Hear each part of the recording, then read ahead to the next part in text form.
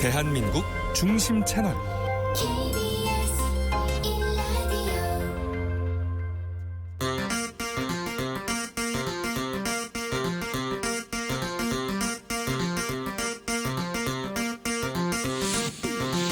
주진우 라이브.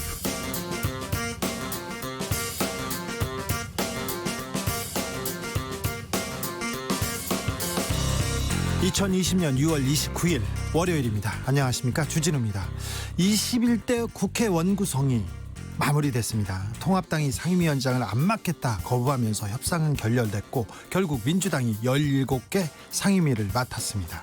간밤에 여야가 합의문 초안을 쓰고 의견 접근이라고 발표도 했었는데 밤사이 협상이 틀어졌습니다. 그 이유는 무엇일까요? 생생한 국회 소식 박주민 더불어민주당 최고위원에게 물어보겠습니다.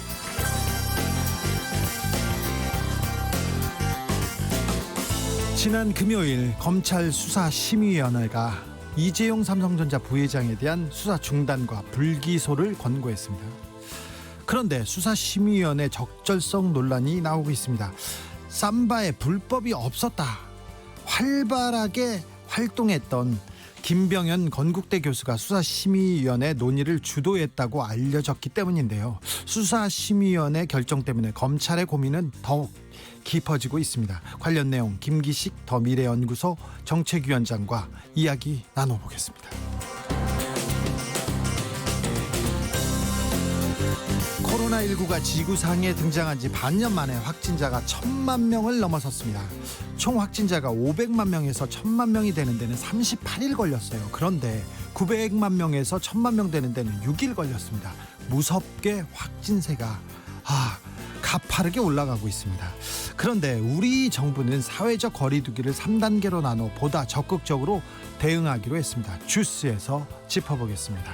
나비처럼 날아 벌처럼 쏜다. 여기는 주진우 라이브입니다.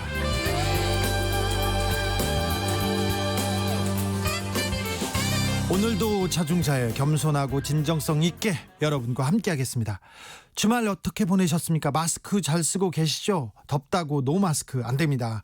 마스크 턱에 거는 턱스크 안 됩니다. 코로나 시대 좀 지칠 수 있습니다. 그렇지만 좀 참고 이겨야 됩니다. 서로 잘 지켜내고 지켜보자고요. 그래서 서로 조금 힘이 되어 주자고요.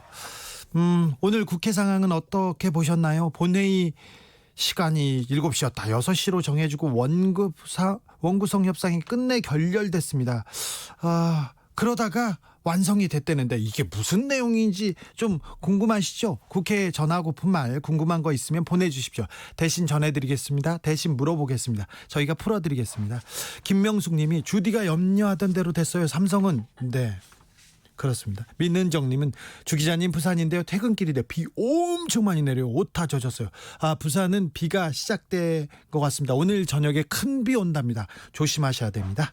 샵 9730 짧은 문자 50원 긴 문자 100원 콩으로 보내주시면 저희가 사람 사는 이야기, 국회 상황 이야기, 마스크 이야기, 다 지치지 말자 이야기 이런 거 다 모아서 보내드리겠습니다. 그럼 오늘 순서 시작하겠습니다.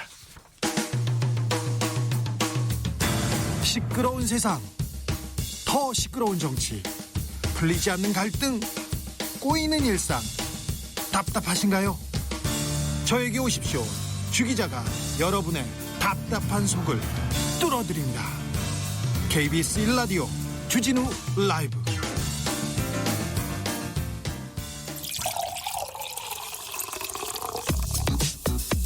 진짜 중요한 뉴스만 쭉 뽑아냈습니다. 주 라이브가 뽑은 오늘의 뉴스 주스.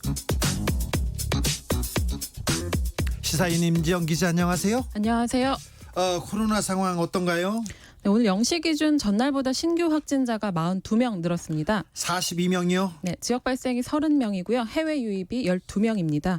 또 지역 발생 중에는 서울 6명, 경기도 14명, 인천 1명으로 수도권이 총 21명입니다. 수도권 21명이라 걱정입니다. 네, 수도권에 확진자가 몰린 이유를 좀 보면요. 네. 교회에서의 집단 감염이 영향을 준 것으로 보입니다. 그러게요. 네, 구체적으로는 서울 관악구 왕성교회 확진자가 어제 낮 12시 기준으로 8명 증가해 총 27명으로 늘어났고요. 예. 경기도 안양의 주영광교회는 7명이 늘어서 누적 18명입니다. 또 교회네요. 네, 수원에도 또 교회가 있었죠? 네, 여기는 특히 신도가 9천여 명에 달하는 걸로 알려져 있는데요. 중앙침례교회에서도 교인과 교인 가족 등 총 3명이 양성 판정을 받아서 앞으로도 좀 늘어나지 않을까 예측하고 있습니다. 그래서 당국에서 지금 뭐 좀 방역 단계를 올리려고 하고 있습니다. 네, 그리고 방역 단계의 명칭을 사회적 거리두기로 통일하기로 했는데요. 예전에는 뭐 생활 속 거리두기 또 강화된 사회적 거리두기 이래서 좀 헷갈렸잖아요. 네. 네, 앞으로는 사회적 거리두기 1단계부터 3단계로 이렇게 나누기로 했습니다. 예. 네, 코로나19 상황의 심각성과 또 방역 조치 강도에 따라 나눈 건데요. 네.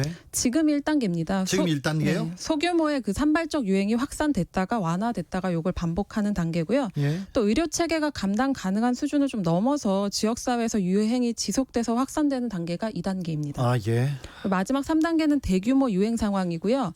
이것보다는 이제 확진자 그 숫자로 좀 진단하는 게 좀 더 편의상 좋을 것 같긴 한데요. 1단계는 몇 명인가요? 50명 미만이고요. 예. 2단계는 50명에서 100명 미만, 네. 또 3단계는 200명 이상입니다. 주말에 우리가 50명 넘었던 적도 있어요. 그러니까 지금 1단계가 불안한 상황입니다. 1단계에서 막아야 되는데 어찌하죠?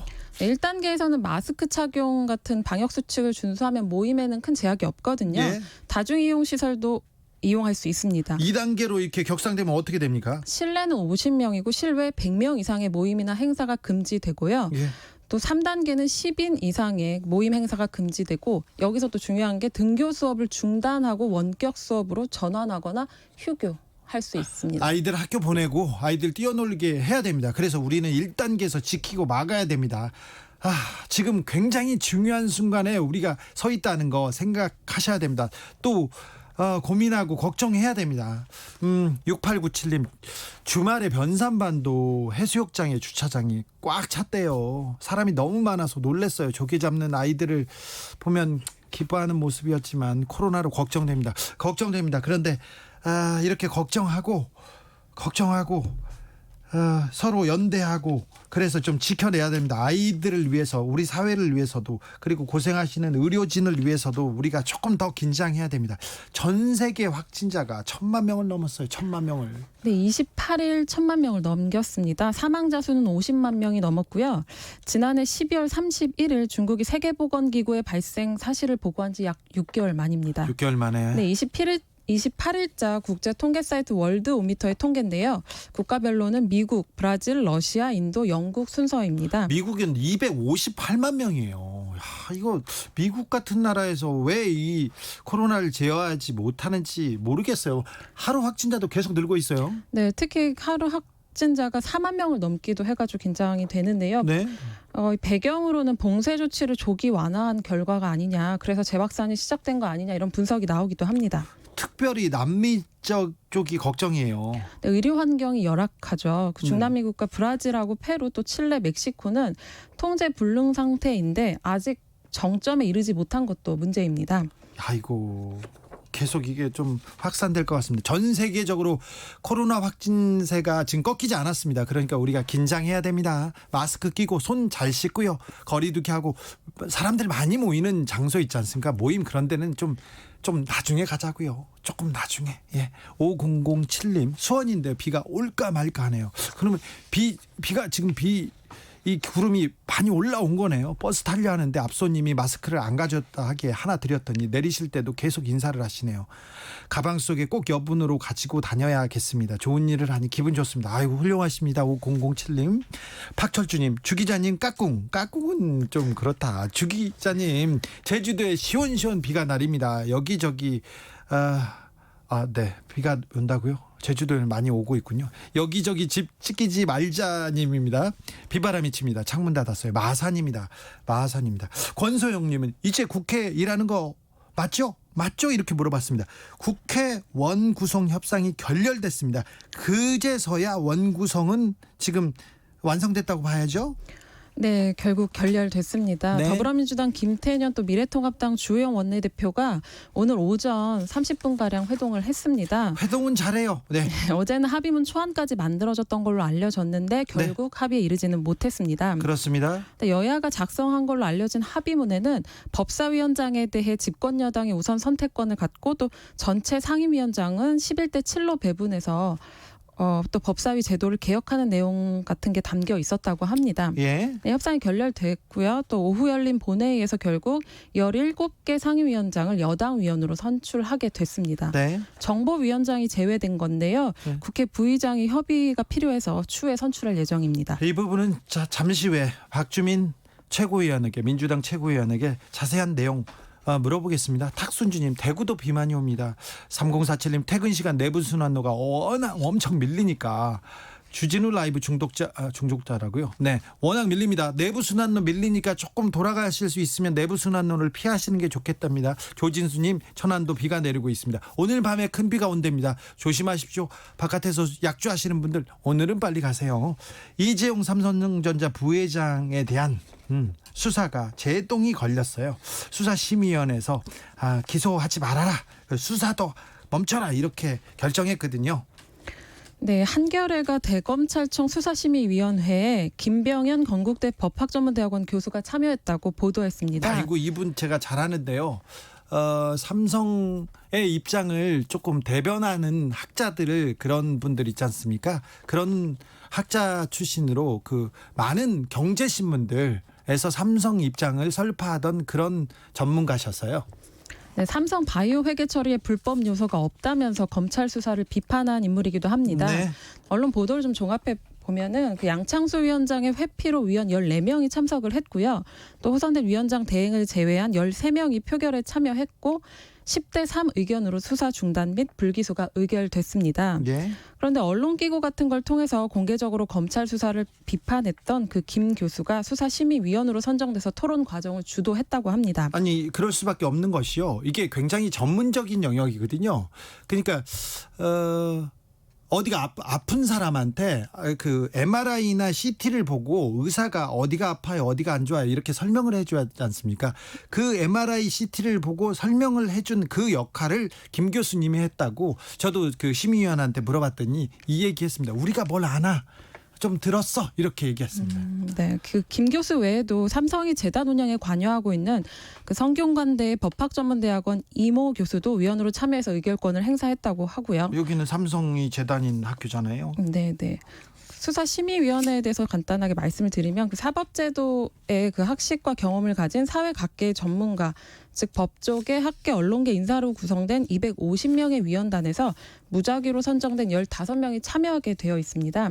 이게 좀 일반 국민들에서 무작위로 뽑는 국민참여재판 배심원과는 선정 방식이 다른 거죠. 네. 국민참여재판 배심원 선정 때는 검찰이나 변호인 측에서 비토권을 행사할 수 있습니다.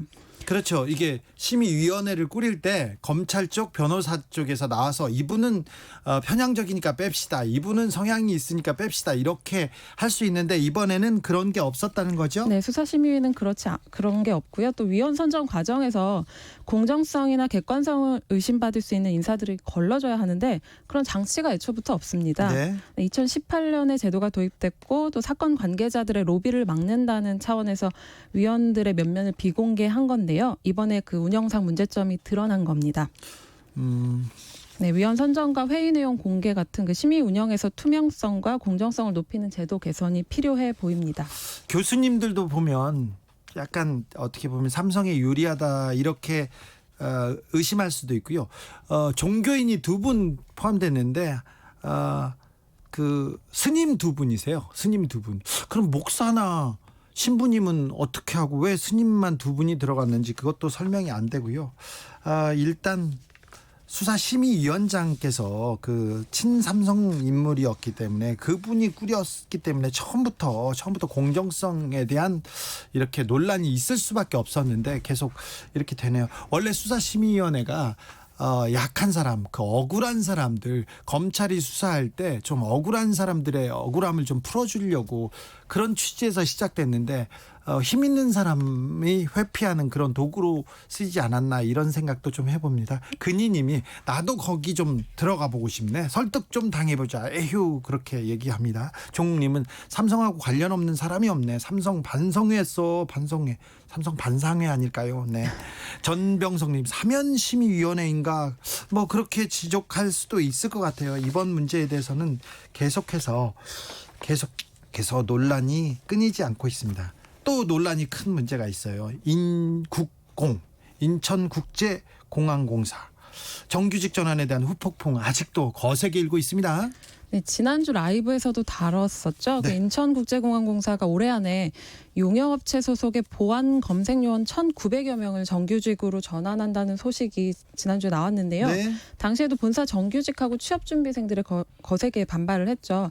지금도 그 후폭풍이 거셉니다. 문재인 정부는 취임 초기부터 공공부문에서 비정규직의 정규직화를 주요 정책으로 추진해 왔는데요. 그렇죠. 네, 정규직과 비정규직의 격차를 해소하기 위해서였는데 그 방향은 옳습니다. 네, 그렇지만 노동시장 자체의 환경이 만만치가 않습니다. 상대적으로 취업문이 좁고 또 괜찮은 정규직 일자리가 적은 상태에서 취업준비생 상당수가 공기업 입사를 목표로 매달리고 있는데요. 네. 이번 조치가 그들에게 박탈감을 안겨준 것 같습니다. 근데 이 취준생들 공기업 입사를 준비하는 취준생들과 이번 그 비정규직의 정규직화는 이건 좀 다른 부분인데 어쨌든 기회가 공정하지 않다는 거고요. 이렇게 결이 좀 다양한 것 같습니다. 네. 공공부문 정규직화를 그만해달라는 청와대 국민청원에는 26만여 명이 동의를 했는데요. 꽤 아이고. 큰 숫자죠. 네. 청와대가 진화에 나섰습니다. 어제 청와대 관계자가 그 본질은 비정규직을 정규직으로 전환하는 거고 목적은 양극화를 해소하는 데 있다고 말했습니다. 그런 한편 또 청년들의 절박함을 마주하게 됐다면서 모든 세대의 아픔에 공감하는 정부가 되도록 전력을 다할 것이라고 밝혔습니다.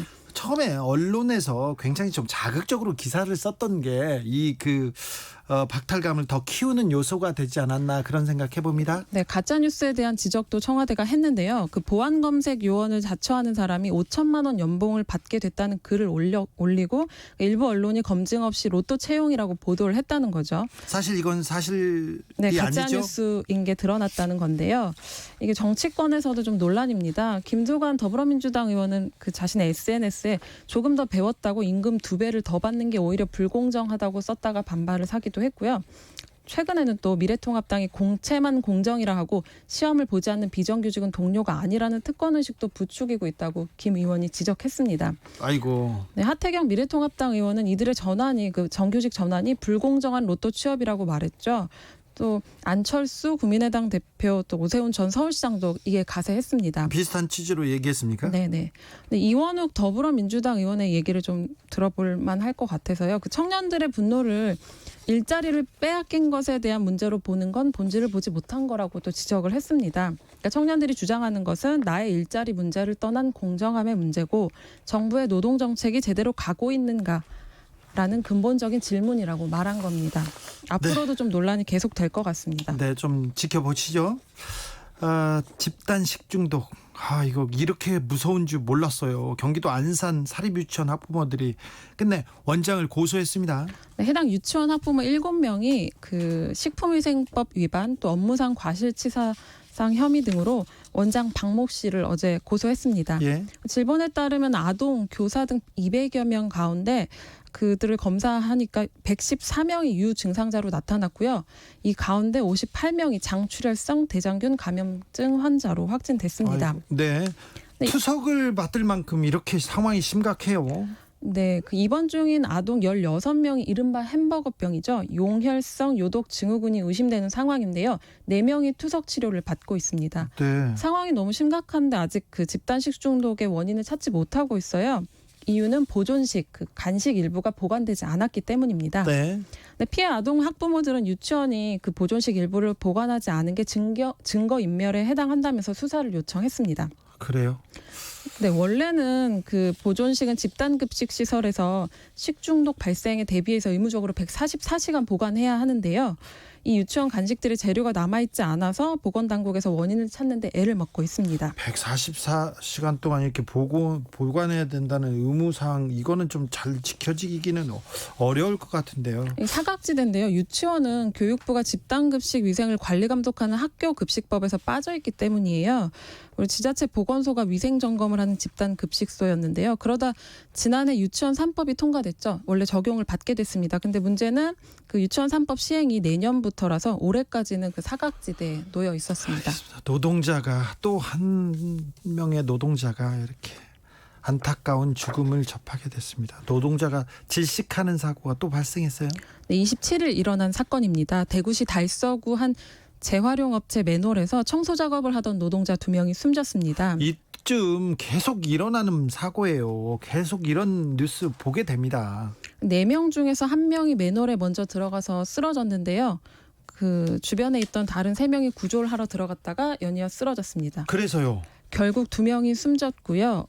그 사고가 난 맨홀은 깊이가 2m 정도인데 젖은 그 폐지 찌꺼기 같은 게 모이는 장소입니다. 아무튼 가스 같은 게 모여 있었던 게 분명한데 들어가면서 이런 거 체크해야 될 거 아니에요. 안전 네. 기준에 나와 있을 거 아닙니까? 안전 장치나 이런 게 없었던 걸로 확인이 됐고요. 또 소방당국이 잔류가스를 측정을 했는데 예. 황화수소와 이산화질소, 포스핀 등이 허용 기준 농도를 초과한 것으로 나타났습니다. 이거 회사가 이런 기준이 있었는데 기준을 안 지킨 거예요. 그래서 회사를 처벌해야 돼요. 비슷한 일이 지난해 8월에도 있었습니다. 경북 영덕의 그 수산물 가공업체에서 비슷한 사고가 발생해서 그 지하 탱크에 들어갔던 외국인 노동자가 숨진 사건입니다. 네, 징벌적 손해배상이라고 이런 인명사고가 났을 때 회사를 처벌하는 그런 그 제도가 좀 도입되면 이런 안전사고, 생명이 기업의 이윤보다 훨씬 중시되는 그런 사회로 갈 거예요. 오진근님, 맨홀 사망사고 이제 그만 보자. 이런 후진국 같은 그 사고는 이제 그만해야죠. 트위터에 이어서 페이스북도 트럼프 대통령이 인종차별 글을 올렸더니 차단하기로 했습니다. 네, 주스에서 소개해드렸었는데요. 트럼프 대통령이 조지 플로이드 사망으로 촉발된 시위대를 향해서 이렇게 말했습니다. 약탈이 시작되면 총격이 시작된다. 이거 총격하라는 말하고 거의 진배 없지 않았습니까? 네, 트위터는 바로 경고 조치를 했는데요. 반면 당시 페이스북은 표현의 자유를 이유로 아무런 조치를 하지 않았어요. 오히려 외면했죠. 네, 그러자 글로벌 대형 기업이 광고 중단을 선언했습니다. 네, 어디에서요? 제임스 퀸시 코카콜라 CEO는 아이고, 네, 콜라. 소셜미디어 어디에도 인종차별을 위해 내어줄 자리가 없다면서 페이스북을 비롯한 모든 SNS 플랫폼의 유료 광고를 최소 30일 동안 중단하겠다고 다른 발표했습니다. 기업도 그랬죠? 네, 펩시콜라도 7월에서 8월 페이스북 계정 광고를 중단하기로 결정했습니다. 또 현재까지 그 보이콧에 동참한 곳이 통신회사 버라이즌, 화장품 업체 유니레버, 또 혼다, 의류업체 파타고니아, 노스페이스 뭐 이런 등등 100여 개에 이릅니다. 그래서 페이스북에서 두 손을 들었습니다. 네, 광고 보이콧의 영향으로 주가가 하루 만에 8.3%포인트 하락을 했거든요. 마크 저커버그 페이스북 최고 경영자가 이런 말을 했습니다. 게시물이 폭력을 선동하고 투표할 권리를 빼앗는다고 인정되면 누구의 말이든 상관없이 삭제할 것이다. 이렇게 입장을 바꿨습니다. 여기까지 할까요? 주스 임지영 기자, 감사합니다. 고맙습니다. 8166님이 울산에 비 엄청 옵니다. 내비가 야간 모드로 바뀌었어요. 2081님, 부산은 비가 셀이 붙네요. 셀이 억수로 막힐 텐데 주진우 라이브 마칠 때까지 갈 수 있으려나 합니다. 퇴근 시간 교통 상황 정말 걱정입니다. 비도 걱정이고요. 교통정보 들어보고 오겠습니다. 교통정보센터 정현정 씨. 네, 내일까지 태풍급 호우 강풍에 유의하셔야겠습니다. 퇴근길 무렵에는 전국 대부분 지역에 비가 내릴 것으로 예상되는데요. 교통안전에도 각별히 유의하셔야겠고요. 튼튼한 우산을 꼭 챙겨 나가셔야겠습니다. 도로 위에 돌발 구간이 많습니다. 특히 경부고속도로 위에 사고가 많아서 혼잡한데요. 먼저 서울 방면 옥천 부근 진입로에는 중형 화물차가 고장나 있어서 처리하고 있고요. 비룡분기점에서도 대형 화물차를 갓길로 옮겨서 처리하고 있습니다. 또 기흥 부근 5차로에 고장차 서 있습니다. 신갈분기점 4차로에는 작업을 하고 있어서 기흥나들목에서 신갈분기점까지 천천히 지납니다. 영동고속도로 인천 쪽은 강릉분기점에서 대관령 부근까지 안개가 껴 있어서 조심하셔야겠고요. 한편 서해안고속도로 서울 방향 무창포 부근 2차로에는 장애물이 있습니다. 대천 부근은 갓길로 옮겨서 고장차 처리하고 있고요. 익산 장수고속도로 장수 방면은 진안휴게소 부근 1차로에 사고가 있습니다. 고속도로는 현재 곳곳이 빗길입니다. 사고가 많아서 가시거리 확보하면서 감속 운전하셔야겠습니다. KBS 교통정보센터였습니다. 주진우 라이브.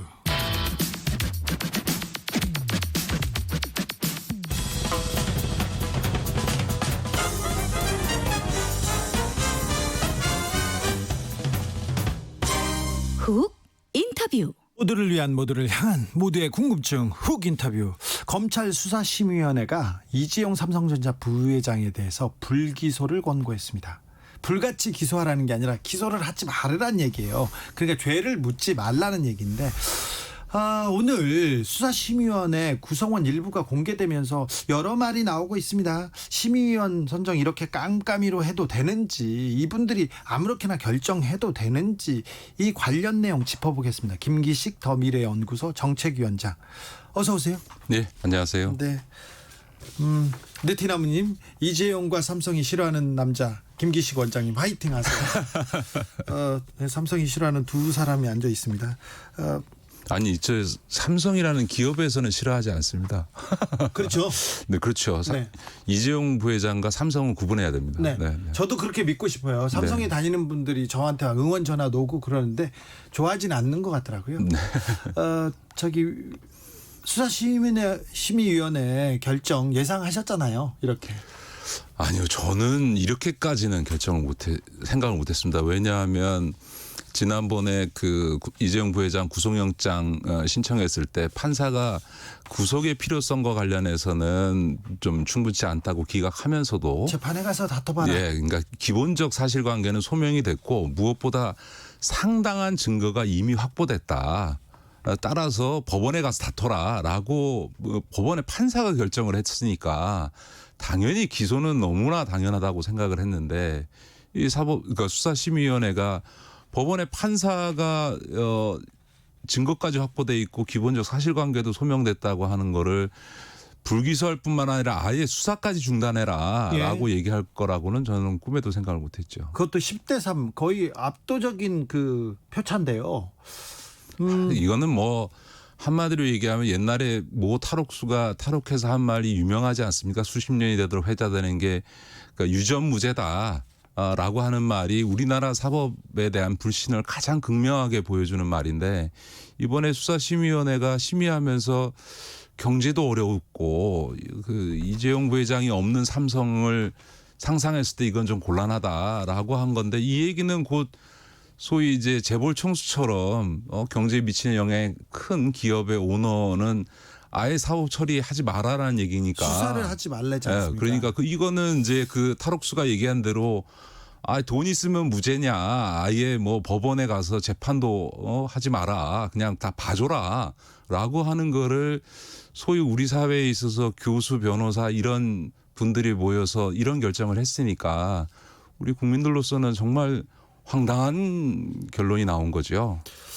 삼성도 이 수사심의위원회에서 기소를 막을 수 있을 거라고 이렇게 생각은 하지 않았대요. 제가 취재해본 바로는. 그런데 여론전에서 유리한 고지를 선점할 수 있기 때문에 이쪽으로 갔다는 얘기를 제가 들은 바 있습니다. 그런데 구속영장 기각으로 굉장히 그 유리해졌지 않습니까? 이재용 부회장이. 근데 다시 수사심의위원회를 거쳐서 조금 본인들의 그 삼성이 이재용 부회장 구출 작전이 조금 힘을 받기 시작했어요. 네. 저는 무엇보다 우려스러운 거는 이 수사심의위원회라고 하는 게 원래 만들어질 때 취지는 검찰의 어떤 정치적 의도를 갖고 수사를 하는지 혹은 수사 과정에서 인권 침해는 없는지 혹은 뭐 수사 과정에서 적법한 절차를 위배했다든지 이런 게 없는지를 검토하라고 이제 만들어진 건데 특별히 약자를 위해서. 그렇죠. 그래서 어떻게 보면 사회적 약자가 변호사도 제대로 국선 변호인 외에는 붙일 수 없는 이런 사람들을 위해서 이걸 한 건데 이건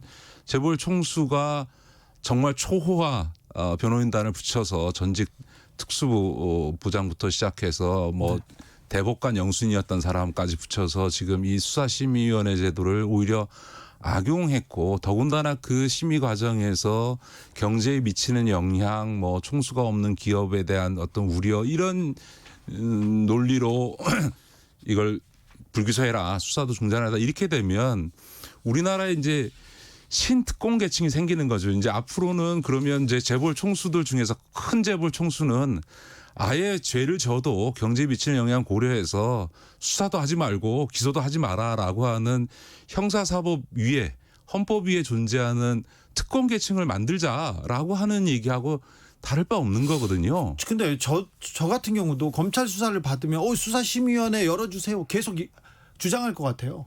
그렇죠. 이제 우리 같은 경우에 이게 무슨 미국의 대배심 제도가 제도화돼 있는 것도 아니고 더군다나 제가 지난 방송에도 그런 말씀을 좀 드렸는데요. 이 분식회계라든가 자본시장 관련 범죄는 금감원 같은 전문가 조직에서조차도 담당 부서 책임자가 아니면 다른 부서 사람은 말을 해줘도 이해하기가 어려운 거거든요. 그러니까 돌이켜 보시면 금감원이 이걸 무려 1년을 조사했고요. 예. 1년을 조사한 다음에 6개월 동안 제재심의위원회와 증권선물위원회라고 하는 이른바 진짜 전문가들이 모여서 6개월 동안의 논의 끝에 이거는 분식회계가 맞다고 해서 고발을 했고요. 그렇죠. 그리고 그 고발을 하고 1년 7개월을 수사를 했습니다. 그러니까 무려 3년 동안 대한민국의 자본시장이나 분식회계와 관련된 최고의 전문가들이 이걸 담당해서 수사하고 조사해서 분식회계가 맞다고 기소를 하려고 그랬는데 그 3년 동안 전문가들이 조사하고 수사한 내용을 가지고를 놓고 딱 50페이지씩 의견서 읽고 그리고 1시간 동안 이야기를 들은 다음에 비전문가들이 모여서 이거를 불기소하고 아예 수사도 중단하고 분식회계도 아니다. 이런 황당한 결론을 내리는 것은 매우 부적절하지요. 수사심의위원들이 보고서를 보고 1시간씩 설명을 들었어요. 삼성 측 그리고 검찰 측 그리고 와서는 자기들끼리 회의를 합니다. 그때 주도한 사람이 있었습니다. 김병현 교수였는데요. 이분이 어떤 분이냐면은 경제신문이나 어떤 언론에 나와서 삼성 측 입장으로 활동하는 그런 전문가들 있지 않습니까? 네, 그분이 이 내용은 어떤 내용이라고 이렇게 설명했고요. 나머지 사람들은 주로 들었대요. 네, 그리고 네. 다른 변호사도 삼성을 옹호하는 주장이 계속 있었고요. 다른 사람들은 이게 복잡하고 어려우니까 좀 들었답니다. 네, 네, 그리고는 결과가 나왔습니다. 그러니까 이게 예를 들어서 저도 황당한 게 뭐 당연히 그럴 수밖에 없는 건데 사기적 부정거래라고 하는 자본시장법의 혐의 내용에 대해서 그게 뭘 의미하는지를 갖고 2시간 동안 이해하느라고 회의를 했다는 거 아닙니까? 예. 그만큼 이 자본시장법이라든가 분식회계와 관련된 거는 매우 전문성이 필요한 사안인데 이렇게 그 범죄 혐의의 개념 자체를 이해하거나 그 법리를 이해하는 것조차 어려움을 겪었던 분들이 아까도 말씀드렸던 것처럼 3년 동안 금감원과 제재심의위원회, 증권선물위원회, 검찰의 전문 수사부서가 수사했던 거를 단 몇 시간 동안 회의에서 이거를 수사 자체가 잘못됐다라고 결론을 내린 게 이게 과연 법률적 판단이냐 그거라기보다는 말 그대로 우리 사회에 있어서 삼성이 소위 교수라든가 변호사라든가 이른바 우리 사회에 참 부끄러운 얘기입니다. 오피니언 리더층에 미치는 그 막강한 영향력이 그대로 이번 수사심의위원회 과정에 투영돼서 나타난 거 아닌가. 저는 그렇게 보여지고요. 도저히 납득하기가 어려운 결정이죠. 수사심의위원회에 참여했던 기자가 한 명 있어요. 한 명인지 2명인지는 모르겠습니다. 한 명 있는데 이분이 쓴 기사가 이재용 박근혜 레이저빔 눈빛 실감했다. 그러니까 박근혜 전 대통령이 레이저 눈빛을 쏘아서 무서워서 뇌물을 줬다. 이런 식으로 기사를 썼어요. 네. 어떤 분이 참여했는지 좀 예상이 되기도 합니다. 그런데 수사심의위원회 이게 보통 사람들은 이런 제도가 있었는지도 모르는데 이재용 부회장이 딱 써먹었습니다.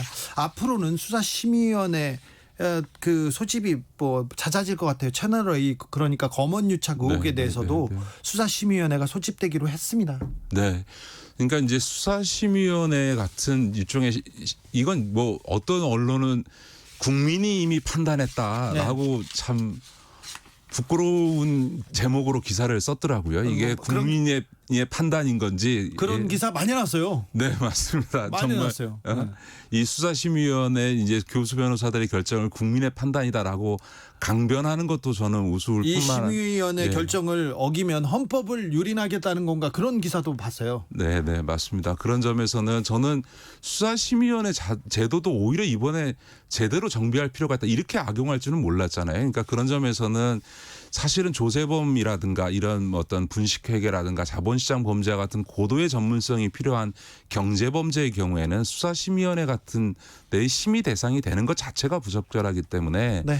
앞으로 수사심의위원회의 어떤 심의 대상이 되는 범죄에 대해서도 엄격한 제한이 필요하고요. 저는 정상적인 심의위원회라면 이런 아까 말씀드렸던 것처럼 경제에 미치는 영향이나 혹은 이재용이 없는 삼성 이런 얘기를 하면 그거는 법률적 판단이 아니기 때문에 이 자리에서 그런 얘기를 하는 건 적절치 않습니다라고 그런 발언 자체를 못하게 했어야 되거든요. 그러니까 다시 말해서 수사심의위원회는 순전히 법률적 판단만 하도록 그 이외의 판단을 못하도록 그런 발언은 아예 그 자리에서 할 수 없도록 하는 제도 운영상에 있어서도 개선이 필요한 것 같고요. 또 이번에는 아마 국민들 그런 의심을 가질 겁니다. 250명의 수사심의위원 명단 예비자 명단 다 까보자. 네. 도대체 그 사람들 중에서 정말 공정하게 이런 재벌 사건을 판단할 수 있는 사람들이 있겠냐라고 하는 부분에 대해서도 저는 검증이 좀 필요하고 전반적으로는 수사심의위원회 제도에 대해서 다시 오히려 되짚어보는 계기로 삼아야 되지 않을까 싶습니다. 7300님이 주 기자님은 수사심의위원회 열어달라고 해도 안 해줄 거리요. 네, 맞습니다. 김현숙님 수사심의위원회라는 말을 듣는 순간 이재용 부회장이 이겼다 싶었는데 결국 이렇게 됐습니다. 저희 지금까지는 수사심의위원회가 조금 삼성 그리고 이재용 부회장한테 좀 편향적일 수도 있다는 얘기를 또 조금 했고요. 그런데 입장을 좀 바꿔놓자고요. 네. 자, 지금 검찰이 장부 조작, 주가 시세 조정이니까 주가 조작 이런 가능성 있고 합병도 좀 불법이었다. 불법이어서 그 관련된 사람들이 많이 감옥에 갔어요. 증거인멸을 하다가 또 갔고요. 이런 검찰의 수사가 아예 잘못돼 가지고 이 수사심의위원회 결정처럼 이거 수사할 일도 아닌 걸 가지고 글로벌 기업에 발목 잡는다 이렇게 생각하시는 하고 싶은 사람들도 있는데 근데요, 저는 검찰이 결론적으로 말씀은 기소할 거라고 보는데 예를 들어서 이 분식회계 수사 과정에서 증거인멸을 한 그 삼성의 임직원들이 지금 이미 1심에서 유죄 판결을 받지 않았습니까? 구속됐죠. 근데 분식회계 자체가 아니고 분식회계 수사가 잘못됐으면 증거인멸이라고 하는 거는 타인의 형사범죄에 있어서 범죄의 증거가 되는 것을 인멸했기 때문에 증거인멸죄가 된 거잖아요. 네. 그거를 법원에서 이미 이거는 범죄의 증거를 인멸했다고 해서 유죄를 확정했는데 분식회계 자체가 아니면 위법 행위가 아닌데 무슨 증거인멸이 성립이 되겠습니까? 그렇죠. 작물이 아닌데 그걸 처벌할 수 없죠. 그렇죠. 땅을 파가지고 맞습니다. 금은보화를 다 묻었어요. 근데 나왔는데 이게 작물이 아니고 네 거였다. 그러면 죄를 벌하면 안 되죠. 그러니까 이재용 부회장에 대한 수사를 중단하고 불기소를 하게 되면 지금까지 증거인멸로 기소해서 재판한 사람은 우리가 잘못했다라고 검찰에 인정해야 되고 그다음에 법원한테도 그 유죄 판결 잘못하신 겁니다. 이거는 잘못했죠. 증거인멸죄가 아니고 정당한 일인데 왜 이걸 증거인멸합니까라고 법원 보고도 잘못했다고 인정하라는 꼴이거든요. 그러니까 그런 점 때문에 검찰은 저는 이미 증거인멸과 관련해서 법원으로부터 1심 유죄를 받았기 때문에 형식적인 논리상으로도 이거는 기소를 안 할 수 없다고 저는 그렇게 봅니다. 합병에 불법이 없었다면 그러면 국민연금 손실을 본 국민연금의 문영표, 홍완선 이 사람들도 풀어줘야죠. 네. 그렇죠. 그러면 그동안 구속된 사람들, 재판받는 사람들은 뭐가 됩니까? 그러니까 이게 저는 이번 수사심의위원회 결정이라고 하는 게 지난번 대법원의 결정도 뒤집는 겁니다. 대법원의 결정이 뭐였냐면 당시에 이재용 부회장이 소위 그 최순실과 박근혜에게 뇌물을 줄 때 경영권 승계 현안이 있었다. 그게 이제 삼성물산과 제일모직의 합병이었고요. 그거와 관련해서 부정한 청탁을 했다라고 해서 이제 대법원이 유죄 확정을 한 거거든요. 네. 아니 대법원에서 승계 과정에서 이 합병 과정에서 불법적인 요소가 있어서 그거를 무마하기 위해서 부정한 뇌물을 줬다라고 하는 대법원의 결정이 있는데 이런 대법원의 결정조차도 지금 수사심의위원들이 모여서 뒤집어 엎은 거거든요. 저는 그런 점에서 결국은 그러니까 검찰이 기소하지 않을 수가 없을 거다.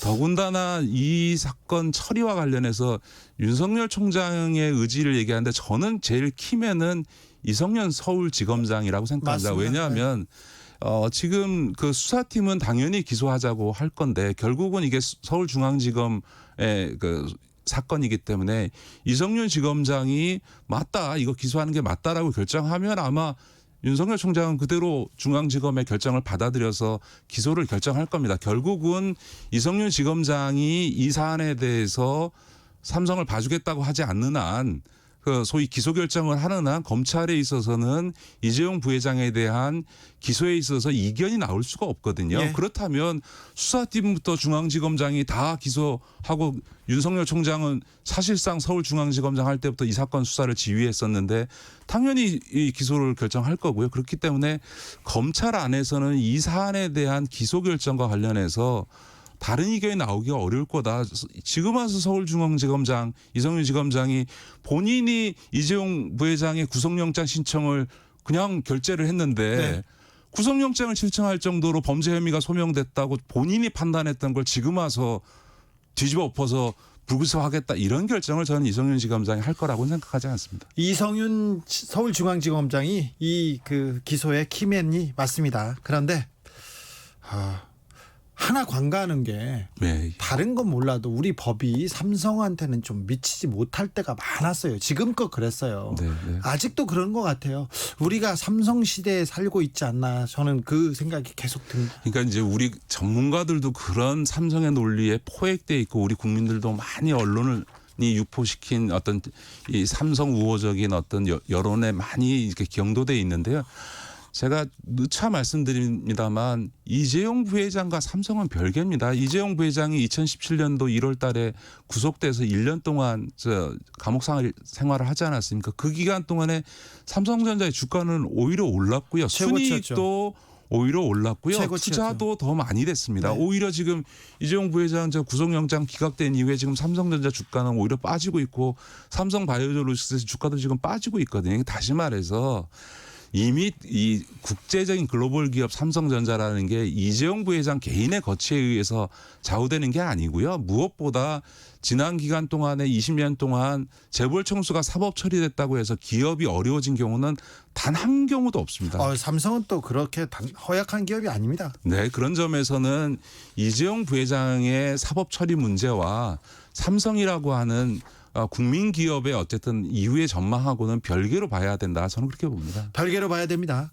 우리 누리님이 아무것도 모르는데 재산은 불어나고 경영권은 승계되고 알 사람들이 얼마나 유능한지 모르겠어요 얘기합니다. 1345님은 검찰이 기소 불기소 판단도 못하는 검찰 유치원생을 기소 불기소 판단도 못하는 검찰 유치원생을 검사로 임명해도 이보다 더 잘할 것 같아요. 이런 지적도 있었습니다. 지금까지 김기식 더 미래연구소 정책위원장이었습니다. 감사합니다. 네, 고맙습니다.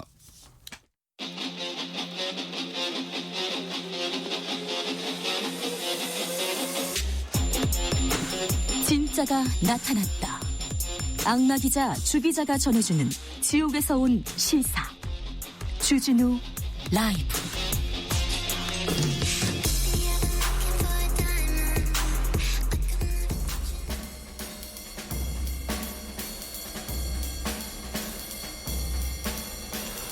느낌 가는 대로 그냥 고른 뉴스 여의도 주필. 노예제 잔재 남북이 역사 속으로 미시시피 주깃발서 없앤다. 연합뉴스 기사입니다. 이게 뭐냐면요, 남부연합기라는 게 있어요. 1861년도에 노예제를 고수하겠다면서 합중국을 탈퇴한 미국 남부 지역 11개 주가 국가를 결성한 데 사용한 깃발이에요. 남북이. 그러니까 노예제를 지켜야 된다. 그런데 미국 미시시피주에서 주깃발에 이 그 남부기가 남아 있었나 봐요. 그래서 백인 우월주의 상징이자 노예제 잔재라는 비판을 받은 남부연합기 문양을 인제 없애겠다고 합니다. 아직까지 남아 있는 게 놀랍지 않습니까? 미국이 이렇게 후진적인 거 놀랍지 않습니까? 코로나 때 의료 와 이렇게 못하는 거 너무 놀랍지 않습니까? 우리가 잘한다는 의미도 됩니다. 코로나 육아 힘들까봐 대구 경북에 전해진 택배 원정 한겨레 기사입니다. CJ 대한통운이 지난 3월 4월 택배 물량을 분석해서 리포트를 만들었는데요. 이 시기에 대구 경북으로 배송된 개인 택배 중에서 출산 육아용품이 지난해 같은 기간에 대비해서 1227%나 늘었다고 합니다. 1227%나. 개인이 개인한테 보낸 겁니다. 그러니까 타 지역 사람들이 임산부를 비롯한 대구 경북 주민들한테 생활 잘하라고 이렇게 물품들을 보냈다는 거예요. 와, 우리 국민들 따뜻하죠? 그렇게 믿고 싶어요. 특별히 대구 경북에 따뜻함을 보냈다. 이런 수치라고 읽고 싶습니다.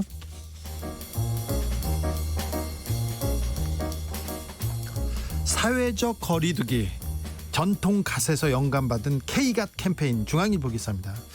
서울 강남에서 이색적인 캠페인이 있었는데요. 챙이 넓은 그러니까 갓을 쓴 남녀 10명이 모여서 이렇게 캠페인을 벌였어요. 자연스럽게 거리를 유지한 채 줄을 설 수 있다면서 이 모자는 일명 K갓이라고 이렇게 했답니다. 거리두기 모자 캠페인인데 K 거리두기 운동본부에서 만들었답니다. 감염병 예방을 위해서 우리 전통 갓에서 영감을 받았다는데 오마이 갓입니다. 네. 취향은 존중하는데 저는 싫습니다. 그렇다고요. 취향은 존중합니다. 네. 노마스크 진상 거절했다가 1억 원 후원금 받은 수박 직원.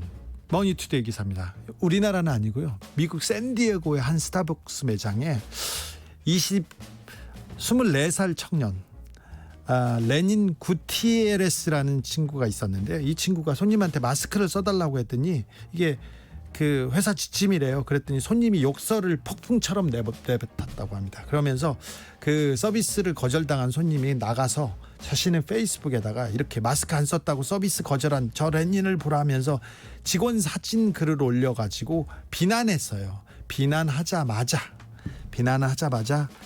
이 직원을 지지하는 댓글이 달리기 시작했습니다. 그래서 어떤 분이 또 이 샌디에고 진상 손님에 맞선 레닌을 위한 팁이라는 페이지를 열었는데 우리 돈으로 1억 원이 넘는 액수가 답지했다고 합니다. 이 청년은 성금도 기부도 하고요. 자기 장래를 위해서 쓰겠다고 하는데 따뜻하죠? 미국도 따뜻합니다. 귀여운 아저씨 일본 20대 왜 아베를 계속 지지하나 머니투데이 기사입니다. 아베 신조 일본 총리 지지율이 추락하고 있습니다. 취임 후에 거의 가장 낮은 수준인데요. 아사히 신문에서 이달 조사에서는 지지율이 31%인데 이것도 전 조사보다 3% 오른 거예요. 근데 가장 젊은 29살 이하 조사 결과는 지지율이 43%랍니다. 43%. 이분들은 그 소셜 미디어를 많이 보기 때문에 그 뉴스를 안 보기 때문에 이 비판이 좀 덜하는 거 아니냐 이런 얘기도 있고 틱톡이나 SNS에서 보면 응원한다, 친근감이다, 귀여운 아저씨 이렇게 생각합니다. 젊은 층은 생활 만족도가 높아서 정권 교체에 의미를 두지 않는다는 분석도 있는데요. 젊은 층들 일본의 취업률이 굉장히 높거든요. 그리고 아무 때나 생각을 하면 아르바이트로도 충분히 생활을 영위할 수 있고요. 그리고 주요 신문들이 온라인 기사도 대체로 유료래요. 일본은. 그런데 극우 성향 산케이 신문 같은 데는 이렇게 무료 서비스로 공개한 게 비율이 굉장히 높답니다. 그러니까 우익 성향 기사만 젊은이들한테 노출된다 이런 얘기도 합니다. 댓글이 재밌습니다. 아베가 이대로 10년만 더 일본을 맡아줘. 응원합니다. 아베 이렇게 얘기했는데 아베를 응원하는 게 일본을 응원하는 건 아닐 텐데요. 그리고 어떤 분은 일본 20대 아베 지지하지 않습니다. 이 기사 이거 가짜예요. 속지 마세요. 얘기하는데 취향 존중합니다. 일본 젊은이들 취향 존중합니다. 아베랑 오래오래 잘 살길 바랍니다. 우리한테는 됐어요. 넣어두세요.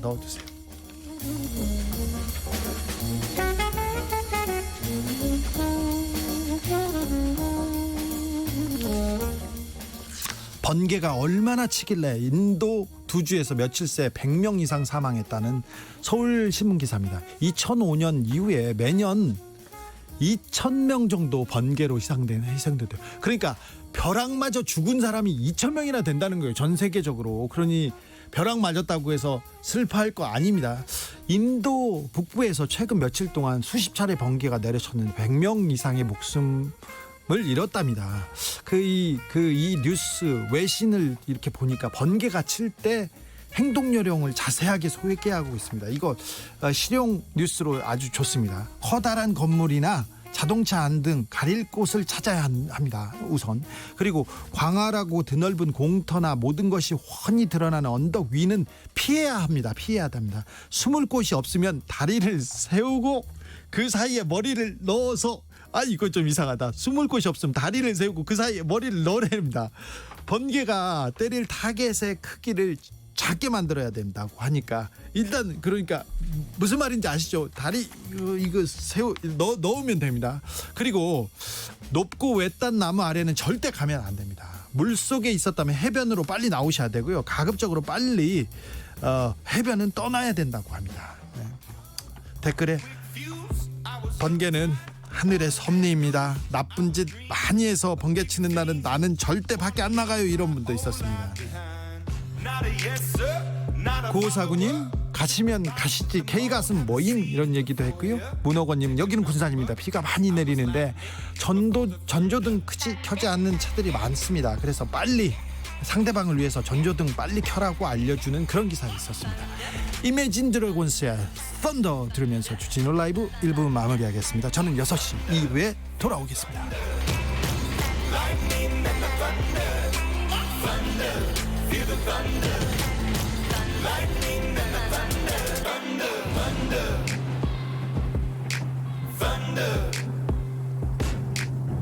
Kids were laughing in my classes while I was scheming for the masses. Who do